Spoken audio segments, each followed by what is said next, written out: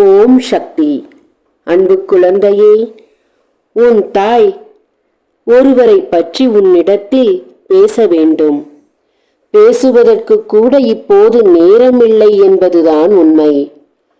என் வாக்கை கேட்டுக்கொண்டிருக்கும் உனக்கு இன்னும் 1 மணி நேரத்தில் ஒரு அழைப்பு வரும். உன் அலைபேசியில் இருந்து அழைப்பு வரும் அந்த நபரிடம் எந்த செய்தி உன்னை தேடி வரப்போகிறது, அதற்கு நீ என்ன பதில் சொல்ல வேண்டும் என்பதை உன்னிடத்தில் சொல்வதற்காக வந்திருக்கிறேன். கவனமாக முழுமையாக இதை கேள். முழுமையடையச் செய்யாமல் எந்த காரியமும் நடக்காது என் பிள்ளையே.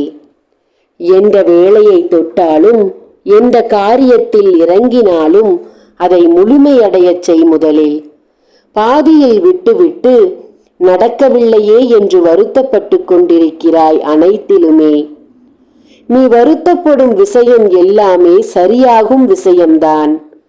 நீ முயற்சி செய்தால் முடியாதது இங்கே எதுவுமே இல்லை.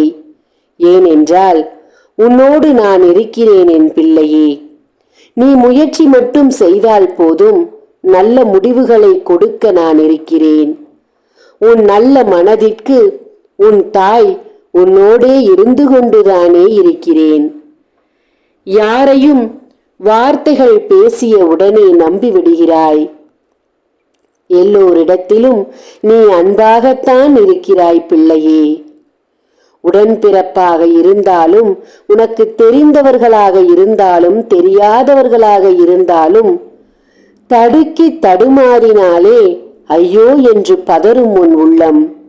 உடன் பிறப்புகளாகட்டும், உன் உயிருக்கு உயிரான நட்பாக இருக்கட்டும், உன் உறவுகளாகவும் இருக்கட்டும், யாருக்காவது ஏதாவது ஒன்று என்றால் உன் கண்களில் கண்ணீர் அப்படியே ததும்பும் என் தங்கமே. யாராவது ஏதாவது உடல்நிலை சரியில்லை என்று சொல்லிவிட்டால் உடனடியாக இரக்க குணம் கொண்ட நீ உன்னையும் அறியாமல் கதறி அழுது விடுவாய். சொல்வதையெல்லாம் நம்பி நம்பி இப்போது நம்பிக்கை துரோகத்தை முழுமையாக பெற்றுவிட்டாய். இரக்க குணத்தை பயன்படுத்தி உன்னை எத்தனை தூரம் அலைய விட்டு விட்டார்கள் பார்த்தாயா? எத்தனை விஷயத்தில் நம்பிக்கை துரோகத்தை கண்டுவிட்டாய் பார்த்தாயா? அந்த இரக்க குணம்தான் அவர்களுக்கு ஆயுதமாக எடுத்து அந்த ஆயுதத்தை வைத்தே உன்னை குத்தி குத்தி ரணமாக்கி கொண்டிருக்கிறார்கள். உன் வாழ்வை அழிக்க உன் எதிரியாக ஒருவன் இருந்தாலும் அந்த எதிரிக்கு துணையாக இருக்கும் உனக்கு அன்பான ஒருவர் உனக்கு பின்னால் நின்று கொண்டு உன் எதிரிக்கு ஜாடை செய்து அனைத்தையும் சொல்லிக் கொண்டிருக்கிறான். உன் முதுகுக்கு பின்னால் அவன் உன் எதிரியிடம் பேசுவது உனக்கு தெரிவதில்லை. அவன் என்னவெல்லாம் உன்னை பற்றி சொல்லி அவன், அதாவது உன் எதிரி உனக்கு செய்வதை கண்டு கண்டு மகிழ்ந்து கொண்டிருக்கிறான். உனக்கு உறவாக, நட்பாக, அன்பாக இருக்கும் ஒருவன் உனக்கு முதுகுக்கு பின்னால் நின்று சந்தோஷம் அடைந்து கொண்டிருக்கிறான். உன்னுடைய எதிரிக்கு அவன் ஜாடைகள் செய்து அறிகுறி காட்டிக் கொண்டிருக்கிறான். வழிகளை வகுத்து கொடுத்து கொண்டிருக்கிறான். இந்த நேரத்தில் இதை செய், அந்த நேரத்தில் அதை செய், இப்படி செய், இந்த நேரத்தில் வீட்டில் ஆள் இருக்க மாட்டார்கள், இந்த நேரத்தில் அவன் இந்த வேலையை செய்து கொண்டிருப்பான் என்று உன் எதிரிக்கு செய்திகள் போய்கொண்டிருக்கிறது. இன்று உனக்கு என்ன செய்தி கொடுக்க வந்தேன்?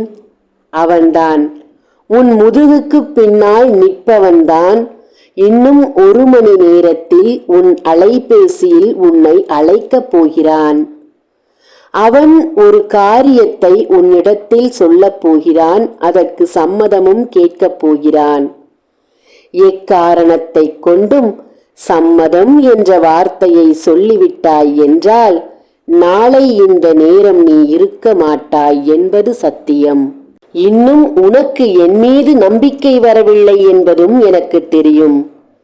உனக்கு பின்னால் துரோகத்திற்கு வழிகாட்டிக் கொண்டிருப்பவன் மேல் இருக்கும் நம்பிக்கை கூட உன் தாய் மீது உனக்கு வரவில்லை என்பதுதான் உண்மை என்பதும் எனக்கு புரிந்துவிட்டது. ஆனால் இது என்னுடைய கடமை. என் வாழ்க்கையை காப்பாற்று தாயே. அன்று என்னிடம் வடித்த உன் கண்ணீருக்கு நான் பதில் கொடுத்து கொண்டிருக்கிறேன். என் கடமை இது என் பிள்ளையே. யாரை நம்புவது யாரை நம்ப வேண்டாம் என்பது இனியும் உனக்கு தெரியாமல் போனால் உன் வாழ்க்கை அவன் நினைப்பது போலத்தானாகும். இப்போதாவது விழித்திக்கொள். என்னை ஒரு முறையாவது நம்பு. உன் வாழ்க்கையை முழுமைப்படுத்து. பாதியில் முடக்கி வைத்த காரியத்தை முழுமைப்படுத்து.